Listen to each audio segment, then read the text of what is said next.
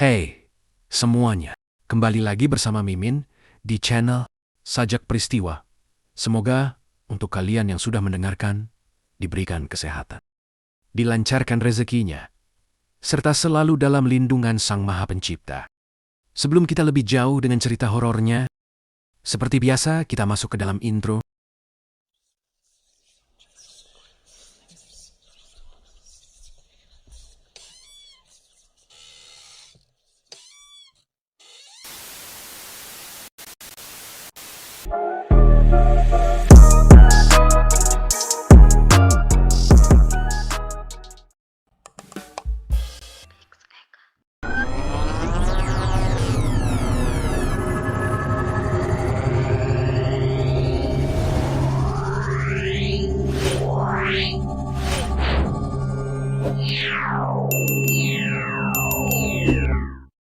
Warung lesehan jadi sepi karena guna-guna ternyata terkubur kepala manusia. Coba kau periksa tanah di bagian depan warungmu. Jika teliti, di sana akan kau temukan bekas galian. Bongkar galian itu, maka kau akan temukan penyebab mengapa warungmu selalu sepi pengunjung. Apa itu, Mbah? Apakah ada jampi-jampi dari warung pesaing atau orang-orang yang tak menyukai kami? Kurang lebih begitu. Aku tak mau banyak bercerita.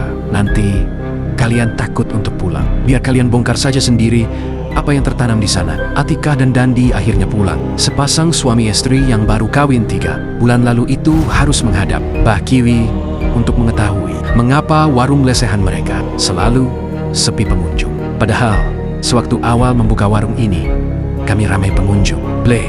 Bukannya kami pede dan merasa warung kami laris. Namun ini ada yang salah.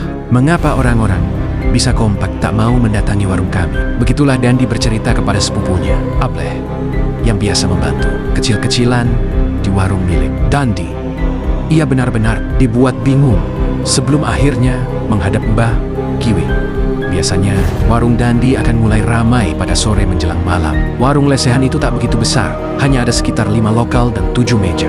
Namun rasa yang enak dan harga yang murah membuat warung Dandi selalu ramai. Para mahasiswa dan wisatawan biasanya mampir di warung tersebut untuk makan bersama kawan-kawannya, merayakan ulang tahun atau janjian dengan kekasihnya masing-masing. Belum lagi, Dandi kerap memasang diskon bagi siapapun yang sudah 10 kali makan di warung miliknya. Promo itu jugalah salah satu hal yang membuat warung lesehan tersebut selalu ramai pengunjung. Maka takayal, bila Dandi merasa ada yang aneh sejak warungnya diterpa paceklik pengunjung. Ia harus merugi beberapa juta karena makanan yang membusuk dan tagihan listrik yang tak terganti. Sesampainya di rumah, Dandi segera mengambil cangkul di rumahnya. Engine buru-buru memastikan apa yang dikatakan Mbah Kiwi tentang benda yang tertanam di depan warungnya. Siapa yang berani menjahili warung kita, Neng? Apa pengaruh benda tersebut sehingga warung kita akhirnya sepi? Kau mau menggalinya sekarang, Kang? Apa tidak menunggu esok hari saja? Ini sudah malam, Kang. Lagi pula sedang hujan deras. Aku khawatir terjadi apa-apa denganmu. Kau tak perlu khawatir, Nang. Mbah Kiwi sudah memberikan obat penawarnya agar aku selamat. Kau harus percaya padaku, Neng, agar kita berdua dapat berjualan dengan lancar lagi. Mbah Kiwi memberikan sebutir batu tasbih yang diambil dari tasbih Mbah Kiwi sendiri. Ia mengatakan kalau segala macam ilmu hitam pasti akan takut dengan Tuhan. Meski tasbih ini hanyalah sekadar batu, namun ia biasa dipakai untuk beribadah. Berbagai demit ilmu hitam pasti takut dengan segala hal yang berhubungan dengan Tuhan. Nak, asal kau mau yakin dan percaya membawa benda tersebut. Dandi percaya diri untuk segera membongkar benda yang ditanam di depan warung lesehannya. Ia penasaran, benda apakah itu sehingga membuat warungnya sepi? Ia juga penasaran, seberapa besarkah kekuatan benda tersebut? Tak mau menunggu lama, Dandi segera berjalan ke warungnya yang jaraknya kira-kira 30 menit dari rumahnya jika berjalan kaki. Saking marahnya, ia sampai melupakan sepeda motor yang biasa digunakannya berdagang. Kau tak mau pakai motor, kan?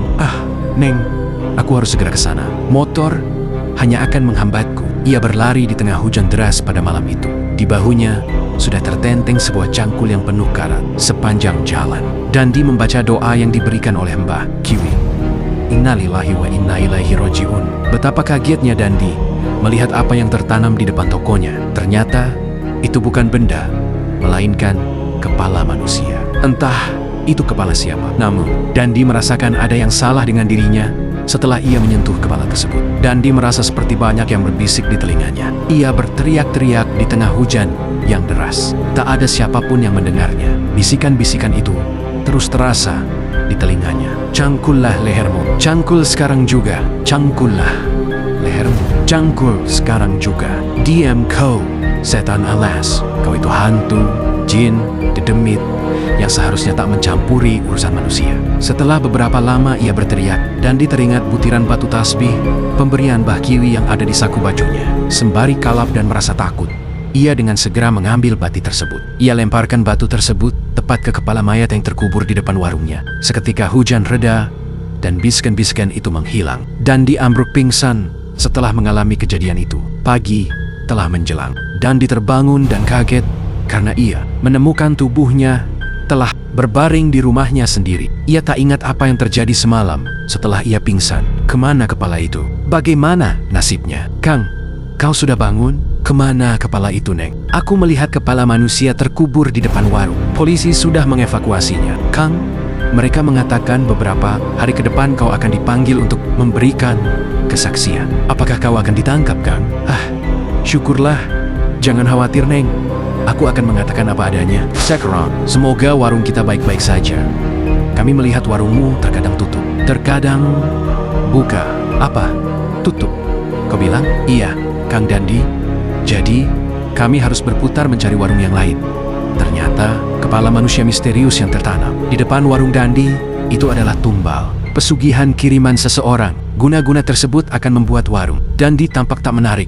Bahkan beberapa orang akan melihatnya seperti sedang tutup. Apa itu, Mbah? Apakah ada jampi-jampi dari warung pesaing? Atau orang-orang yang tak menyukai kami? Kurang lebih begitu. Aku tak mau banyak bercerita. Nanti kalian takut untuk pulang. Biar kalian bongkar saja sendiri apa yang tertanam di sana.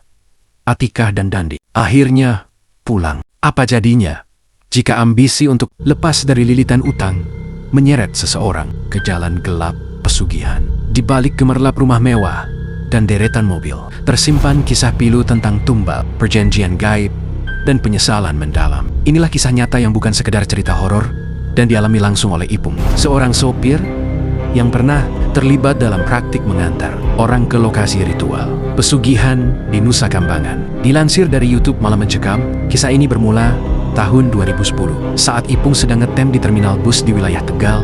Kala itu, ia bertemu dengan sepasang suami istri yang tampak dilanda kesulitan hidup. Suaminya, sebut saja Pak Jaya, mengaku bangkrut setelah bisnis konveksinya hancur. Mereka menumpahkan keluh kesah kepada Pak Ipung dan menyebut ingin mencari jalan pintas melalui ritual pesugihan. Awalnya, Pak Ipung enggan menanggapi. Namun karena pernah memiliki pengalaman mendampingi seseorang ke lokasi yang sama, ia akhirnya bersedia mengantar mereka ke seorang tokoh spiritual di Nusa Kambangan. Perjalanan ke pulau tersebut pun diwarnai kejadian janggal, mulai dari ban kendaraan yang 2 kali kempes di titik yang sama, hingga penampakan menyerupai istri Pak Jaya yang tiba-tiba muncul di tengah hutan, padahal tubuh aslinya tetap berada di dalam mobil. Sesampainya di lokasi, istrinya bahkan sempat mengalami kesurupan. Dilansir dari YouTube Malam Mencekam pada Selasa 6 Mei tahun 2025, kisah ini mencuat dalam sesi wawancara panjang bersama Pak Ipung yang menceritakan detail perjalanannya mengantar pasangan tersebut hingga menjalani seluruh tahapan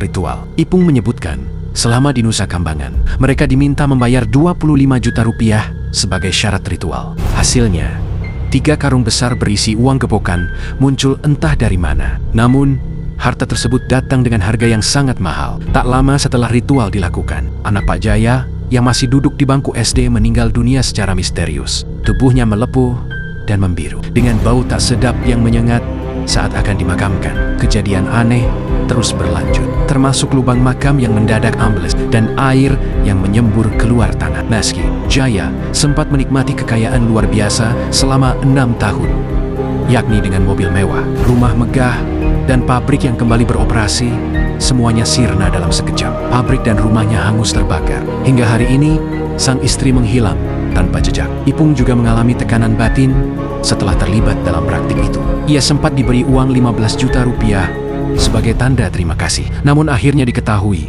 bahwa uang tersebut berasal dari pinjaman rentenir. Saya sebenarnya nggak mau kena imbas, ujarnya. Yang paling menyeramkan adalah kondisi jenazah Pak Jaya setelah wafat. Bau menyengat dari tubuhnya membuat warga sekitar enggan membantu proses pemakaman. Bahkan, makamnya sempat ambles dan mengeluarkan cairan tak wajar. Selama 7 malam berturut-turut, sosok mirip Pak Jaya kerap menampakkan diri di depan rumah.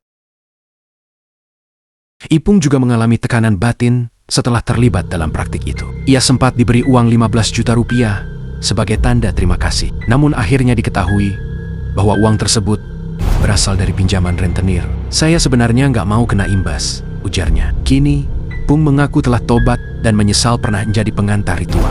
Jangan pernah coba-coba harta yang didapat dari jalan sesat. Ujungnya adalah nyawa dan kehancuran, katanya tegas. Kisah nyata ini menjadi pengingat keras bahwa kekayaan instan melalui jalur gaib bukanlah solusi. Tegal dan sekitarnya mungkin menyimpan banyak cerita mistik, tapi pilihan tetap di tangan manusia. Konon, pesugihan seperti ini menuntut pengorbanan besar. Biasanya nyawa anak atau istri sebagai tumbal pertama di kampung kami. Ada seorang pengusaha kain tenun bernama Pak Sarma, bukan nama sebenarnya, yang berhasil menjadi orang terkaya di sana. Namun, di balik kesuksesan itu, beredar desas-desus bahwa kekayaannya diraih lewat pesugihan, sebuah jalan pintas yang menuntut pengorbanan nyawa sebagai tumbal. Ironisnya, akhirnya justru Pak Sarma sendiri yang menjadi korban. Pak Sarma, pria yang kini berusia 65 tahun, berasal dari keluarga sederhana. Sehari-hari, dia hanya seorang buruh tani, dan bersama istrinya, mereka hidup dalam kekurangan. Pahit getir kehidupan mendorongnya mencari cara instan untuk meraih kekayaan. Hingga akhirnya, ia memilih jalan pesugihan di usianya yang ke-40. Pak Sarma tiba-tiba menghilang dari kampung dengan alasan merantau ke luar kota untuk bekerja di pabrik kain milik seorang pengusaha Tionghoa. Sekitar 3 tahun kemudian, ia pulang dengan membawa kemakmuran. Ia menyewa sebuah lapak untuk berjualan kain tenun khas daerah, dan bisnisnya berkembang pesat. Namun, bersamaan dengan itu, putra bungsunya meninggal secara tiba-tiba dalam kecelakaan. Anehnya, tak ada gurat kesedihan di wajah Pak Sarma, malah usahanya semakin melejit. Ia pun akhirnya bisa membeli toko sendiri dan hidup dalam kemewahan. Namun, tanda-tanda ganjil mulai muncul. Hampir setiap tahun, ada saja karyawan yang meninggal mendadak dengan alasan sakit, seolah menjadi tumbal. Semakin banyak karyawan yang kehilangan nyawa, semakin kaya pula Pak Sarma. Toko kainnya laku keras. Dia bisa membeli rumah megah, mobil sport, hingga membuka cabang toko lain di kota. Kecurigaan tetangga akhirnya menguat ketika seorang pegawainya meninggal karena tertindih gulungan kain seberat 100 kg. Polisi datang untuk menyelidiki, tapi kasus itu segera dianggap sebagai kecelakaan kerja dan ditutup begitu saja. Sejak saat itu, warga kampung semakin waspada dan enggan menerima pemberian apapun dari Pak Sarma. Bahkan tak ada yang mau bekerja di tokonya lagi. Ia pun merekrut pekerja dari luar kota yang tidak mengetahui apapun tentang kecurigaan warga. Di puncak kejayaannya, Pak Sarma rutin melakukan ritual tahunan ke tempat pesugihan. Namun, suatu hari, kabar mengejutkan datang. Pak Sarma meninggal mendadak di tempat ritual akibat sesak napas. Anaknya yang tak bisa menerima kenyataan membawa jasad Pak Sarma ke berbagai rumah sakit hingga meminta dilakukan otopsi. Namun tak ada tanda racun atau riwayat asma. Kematian Pak Sarma tetap menjadi misteri. Saat hari pemakaman, alam seolah ikut murka. Hujan deras dan petir menyambar, menghambat proses pemakaman. Jenazah Pak Sarma akhirnya dikuburkan di tengah badai. Setahun setelah kepergiannya, kejayaan keluarga Pak Sarma berangsur runtuh. Kekayaannya menyusut, toko-tokonya sepi pembeli, dan bisnis anaknya pun gulung tikar. Harta yang dikumpulkan dengan susah payah lenyap tak tersisa. Kain tenun yang dulu laku keras kini terpaksa dijual murah demi menyambung hidup. Konon, pesugihan seperti ini menuntut pengorbanan besar. Biasanya nyawa anak atau istri sebagai tumbal pertama, lalu disusul nyawa lainnya. Harta yang didapat dengan cara itu pun akhirnya hanya menjadi kutukan bagi keturunannya. Begitulah harga dari keserakahan. Setiap yang instan pasti ada bayarannya, dan kadang bayaran itu datang ketika sudah terlambat untuk menyesal. Pesugihan adalah serangkaian mitos atau ritual yang dipercaya bisa digunakan untuk memperoleh kekayaan secara instan melalui jalan pintas, biasanya dengan bantuan entitas atau makhluk gaib. Saat melakukan ritual pesugihan, pelaku pesugihan biasanya membuat perjanjian dengan makhluk gaib. Dalam melakukan perjanjian, tumbal atau mahar tertentu harus dipersembahkan kepada makhluk gaib sebagai pengganti atau barter untuk kekayaan yang diperoleh. Korban tumbal pesugihan ditentukan berdasarkan permintaan sang makhluk gaib dan pelaku. Pesugihan harus bisa memenuhinya. Kepercayaan mengenai pesugihan ini tidak terlepas dari masyarakat yang gemar akan hal-hal supranatural. Selain itu, keinginan untuk memperoleh kekayaan secara instan tanpa perlu bekerja keras membuat kepercayaan terhadap praktik ini kian berkembang. Menurut Profesor Wasino, seorang guru besar sejarah unik, konsep pesugihan merupakan gejala baru. Konsep pesugihan baru muncul pada akhir abad ke-19 dan awal abad ke-20. Kecemburuan sosial dan ketimpangan yang terjadi di masyarakat pada saat itu menjadikan orang yang kaya secara tiba-tiba dianggap melakukan praktik pesugihan. Pesugihan adalah sarana untuk mencapai sebuah keinginan pelaku pada beberapa hal yang diimpikan, kekayaan, jabatan, popularitas, dan lain-lain. Pada kegiatan ritual ini, banyak dari kalangan dengan tingkat ekonomi menengah ke atas. Penelitian ini dilatar belakangi dengan aktivitas ritual pesugihan di laut bagian utara. Terdapat mitos yang juga dilakukan dengan cara bersenggama dengan ratu pantai utara bernama Dewi Lanjar, sosok legenda penguasa laut bagian utara di Pulau Jawa, tepatnya di utara Pekalongan, Jawa Tengah. Tujuan dari penelitian ini adalah untuk mengetahui motif, makna, dan pengalaman terhadap komunikasi dalam ritual pesugihan. Apa yang menjadikan pelaku pesugihan memutuskan dengan pasti untuk melakukan kegiatan ritual pesugihan ini, dan bagaimana kegiatan ritual ini berlangsung